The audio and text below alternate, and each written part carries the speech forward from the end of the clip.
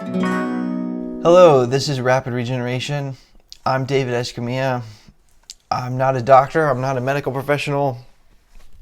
I'm not making any claims about medical claims or claims about diseases. I am bringing you this information because I'm just a guy, just a regular guy who is on a mission from God. I am on a mission from God to help you. I made a deal with God. Years ago, I said, God, please, don't just look down. Help me out. Because I was suffering bad. I was really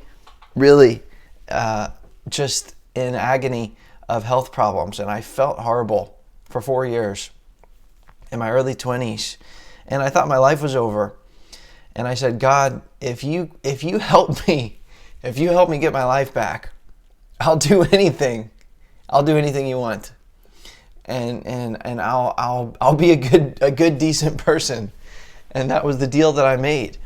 So God held up his end of the deal. So now I'm holding up my end of the deal. And I'm on a mission to help you and to pay it forward. And now I'm a karma hog, and I want the good karma from helping you. And I know that this information can help. So if you're in a situation where you want to change, you want something to change in your life, that's what this is all about. I mean, this is powerful, powerful information to get you from where you are to where you want to go. That's the power of rapid regeneration. It's the power of almost 8 years of investigation and research and experimentation and working with myself, working with other people, and seeing what works and what doesn't work. So I'm refining this for you. I'm trying to make this as easy as possible for you and as organized as possible for you. So we're getting through some of these tips and tricks. This one is about intermittent fasting. Now, this is a really neat one, and you know, I discovered this before even I discovered some of this other information. This was back when I guess I was really sick at the time, and I was getting into kind of paleo and looking into that whole movement, and part of that was about intermittent fasting, and you know, try to delay your first meal and try to emulate nature as if you're out in nature, and you know, you have to hunt for your meal, so you're not going to eat until you hunt down the deer, and then you kill it and you skin it and you make a fire and then you eat it. So it's going to take several hours and, you know, some work, so you should exert yourself. And so that's what I was starting to understand. I was seeing the logic of that program at that time. So intermittent fasting is something that's very natural. If you look to nature, you know, animals don't get to eat until they collect their food. You know, most animals don't have a 7-Eleven on the corner that they can just go to get food, and getting food is work. And so you have to work first, and then the reward is eating. Looking at where we've come from that, where basically the second you get a pang of hunger, you can just reach into the pantry. That's far removed from nature. So it's going back to nature and the way things were in nature. Although I will say I never really set out to be intermittent fasting. When I was getting into self-healing, my goal was healing and recovery and everything. But I did find that intermittent fasting sort of happened just on its own, organically and intuitively. So I'm not going to ask you in this segment to do something that's super out of your comfort zone, although it is a little bit to some degree. But just remember that the obstacle is going to be the opportunity. If you can go through it, it's worthwhile, and it really does pay off. So be your own hero, and it doesn't mean you have to do something amazing or you have to go a super long time without eating. But next time you're hungry and you're like, all right, I'm going to go make some food. You know what? Give it another 5 minutes, 10 minutes, 15 minutes. Go do some laundry. Go take out the trash. Go, do something that just is easy task or takes your mind off of it. But delay that meal a little bit longer. And that is sort of one thing about intermittent fasting. So, yes. So a couple things that go on. So just a little bit about intermittent fasting, and then a couple techniques. Now, this is not about what happens when you go a long time without food, like a whole day or multiple days. This is covered in the segment called water fasting. So if you haven't listened to that, that's what that's about, which I have done that as well. And there are tremendous benefits you can get from going without food for an extended period of time like that. But, it's not that practical to do regularly, for your job or personal life or whatever. That can be very disruptive. So this is more about sporadic fasting, which is sort of integrated in your day, in between meals, or let's say at night after you stop eating. And so it's just basically giving it a little extra amount of time devoted to that not eating. Now, there's much ado about this, about grazing, eating like grazing, where you eat several meals through the day, small portion sizes. You eat many, many different meals. And a lot of people, a lot of wellness advocates promote this. And if you're already healed, and you just want to have fun and enjoy life, then, don't worry, eat as frequently as you want. But basically, I see a big issue with this, because basically digestion takes a lot of work, and your body directs your energy into this basic mundane task. And when you're not digesting, that's when you can use your life force energy. Your body will, your parasympathetic nervous system will devote your energy to healing, regeneration, detoxification. And that's the point. That's why you're listening to this, because you want to get more detoxed, more regenerated, more healed, more elevated to the next level. And so digesting is not really going to do that. It's what's going to happen when you're not digesting that's going to do that. And so that's the thing. When you can give your body more time in between digesting, then it can devote more time to this other activities. So some of the benefits of intermittent fasting, increased body sensation, the body being more toned, metabolism can get a boost. You could turn over old fat stores into energy. From a detox standpoint, the more empty out your body is, the more potent that chemistry is of the cleansing process. You should feel an increased bodily sensation of that. There's so many well-documented findings about intermittent fasting. Very, very scientific, very nerdy, by more academic individuals than myself. I don't claim to be an expert on intermittent fasting, even though I know about it, and I know what it does and the mechanics of it, and I practice it, and I know it works. But there's people who are like the gurus of intermittent fasting, and they can tell you all the facts and figures. There's so many benefits, including fitness, immune function, brain function, psychological, emotional well-being, life extension. I mean, there's amazing benefits that are proven, on record, documented. So basically, how does it work? How can you do it? The easiest way, the simplest way, is to extend your breakfast. Start breakfast an hour after waking, or 2 hours after waking. This is probably the best example because when you wake up from sleeping, your body is still in a state of detoxification, purification. So just extend that until you have your first meal, as long as you can. Okay, if you can't go an hour, if you're starving when you wake up, go 30 minutes. If you can go more than an hour, if you can go more than 2 hours, do it. If you can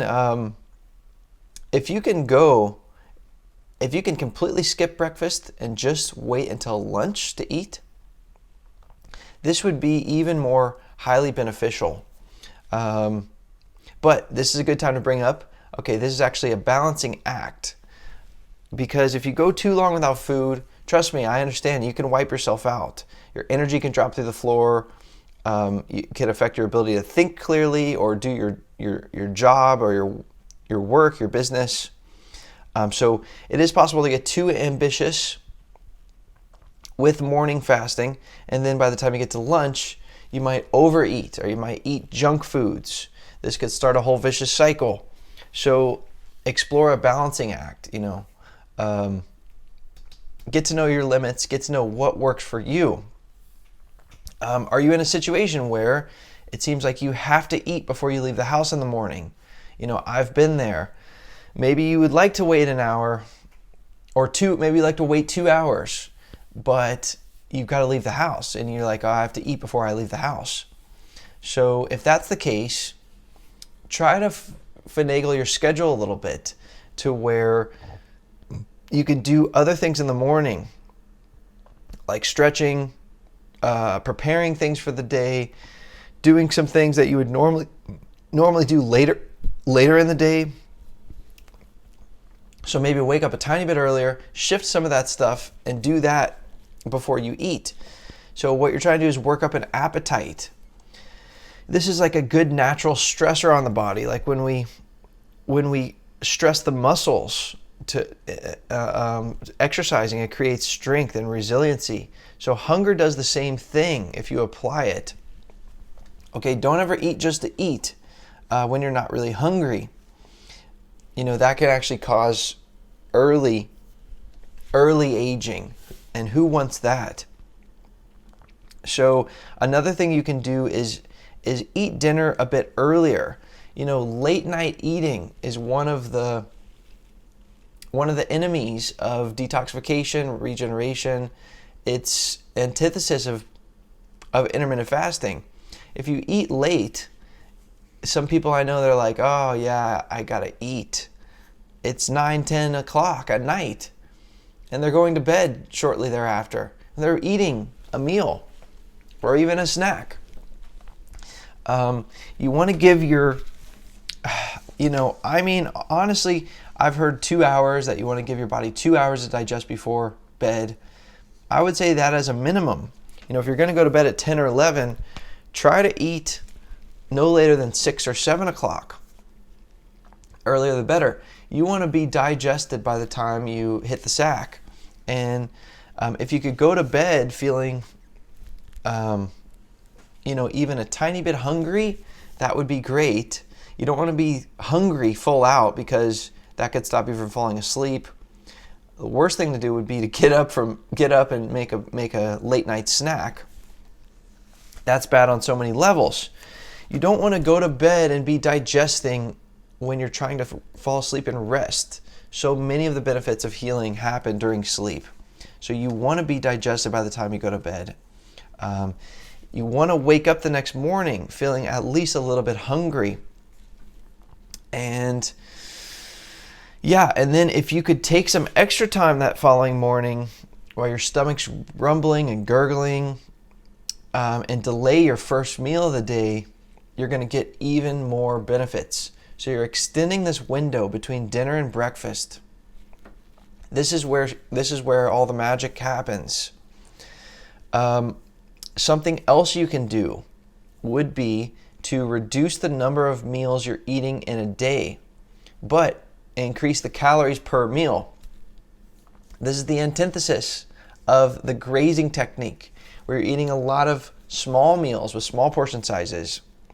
So when I did this, it was a game changer for me. I went from eating 3 square meals a day, which I was doing for years after getting into wellness and health, and I went to 2 meals. Now, this is not always the case, but it's normally what I will do. So, and these are big filling meals, normally 1,000 or 1,500 calories in a sitting, extremely packed with nutrients. And I just got into this rhythm. And actually, I wasn't even thinking about intermittent fasting. I wasn't thinking about any of this stuff. It just happened more or less organically. Because let's say I would wake up at 8 a.m. Then I would maybe eat at 10 a.m. I would eat breakfast. Because I've always understood that the body is benefiting if I'm delaying that first meal. And it just happened because of my daily schedule, the pressures of my day. I'm like, it worked better if I could be really full and stay full for a long time after breakfast. So I would eat a big meal. What I learned was that if I made a big smoothie and if I put dates in the smoothie, dates are one of the most calorically dense foods on the planet. And so I found that it kept me full for a long time. And if I ate at 10 a.m., that I wouldn't even really feel hungry. Really hungry until like 4:30. I would stay full for 6 hours. And so then I'll make another meal and I would eat dinner at 5, or 6. Well, if I made a big enough dinner, that was it. I wouldn't even be hungry again later for a third meal. So this is how I got into this. And this is also practicing intermittent fasting in between meals, because you feel the body empty itself out, and stop digesting, basically. It also has helped from a schedule standpoint, the flow of the day, less times that I have to stop and prepare food and everything. So that's another thing you can do. Lastly, you can exercise on an empty stomach. If you can do that, that's going to compound the benefits of this fasting principle. Now, I know there's gurus out there that say, oh, no, you need to eat right before a workout and then again right after. Again, this is the same problem, is you're overfeeding the body. You're overtaxing it with digestion. So if you could wake up and even be slightly hungry from the night before, you haven't eaten since yesterday's dinner, and you get up and you work out for 30 minutes or an hour, this would be a great formula. Now, when you're done with your workout, now see if you can spend another hour or 30 minutes starting your day without eating breakfast. Now, you'll likely feel incredibly wired during this. And this goes against a lot of the conventional wisdom that people say, oh, you need to eat right before and you need to eat right after your workout. But I'm telling you, it's a tough habit. But if you can do this once a week or twice a week, it makes me feel great if I can do this. And naturally, from an anthropological standpoint, it makes total sense. You're getting up, you're hungry, you need to find food, you work out, you exert yourself, and you're in this fasting state until you can bring the food back to, and collect it and everything. Then you get to enjoy it. So, and trust me, I understand that how voracious the appetite can be. So I understand. I was not always like this. Through phases of my natural wellness journey, self-healing journey, I have eaten first part of the day, I mean, I've not done this stuff because my appetite used to be just insane, uncontrollable. So just stay strong, keep working your way, and keep working your way steadily. And if you're not there, don't get frustrated, and don't be too ambitious where then, the pendulum goes the other way and you make poor food choices because you starved yourself for so long. So just keep a balance with it. Don't get frustrated if you're not there yet, and keep working your way there. It's an evolution, and it took me years, and a lot of it was the job. It depends on your job. You have a super stressful job, it's tough to go into that on an empty stomach. And it just makes you kind of like just easy and kind of flimsy, and it's tough to go into certain situations on an empty stomach. So I understand the pressures. But just recognize this. And I have evolved, and I have gotten stronger. Now I'm at the point where I would do better. I have the clearest mind first thing in the day before I've eaten. And your body can change, and your metabolism and everything can change. So to the extent you can embrace this feeling of hunger and be your own hero and push yourself through another hour, another 30 minutes, another 15 minutes, then it's going to accelerate your healing process, and it's going to accelerate your results. So give it a try. Embrace this